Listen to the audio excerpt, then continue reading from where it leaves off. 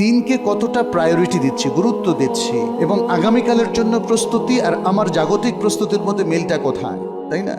দেখা যাচ্ছে আপনার অফিসিয়াল একটা ট্যুর আছে, রাত 12টায় আপনার ফ্লাইট, ওটা কিন্তু আপনার মিস হচ্ছে না, কিন্তু এশার সালাত ঠিকই মিস করে ফেললেন। রাত 3টায় আপনার ফ্লাইট, অথবা 4টায়। এখন ফজর ওয়াক্ত হয় 5টার পর, কিন্তু আপনি দেখেন রাত 4টার ফ্লাইট মিস হলো না, কিন্তু 5:30টার ফজর কিন্তু আপনার মিস হয়ে গেল। ভাইরা, এটা প্রস্তুতি হয় না।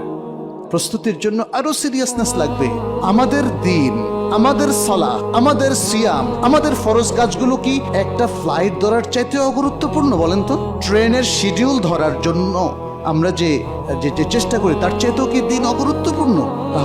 তাহলে আমরা কিভাবে নিজেদের একটা ছোট্ট সফরের জন্য যে প্রস্তুতি গ্রহণ করি, দিনের জন্য সে প্রস্তুতি গ্রহণ করছি না, আখিরাতের জন্য সে প্রস্তুতি গ্রহণ করছি না, কবরের আযাব থেকে মুক্তির জন্য সে প্রস্তুতি গ্রহণ করছি না।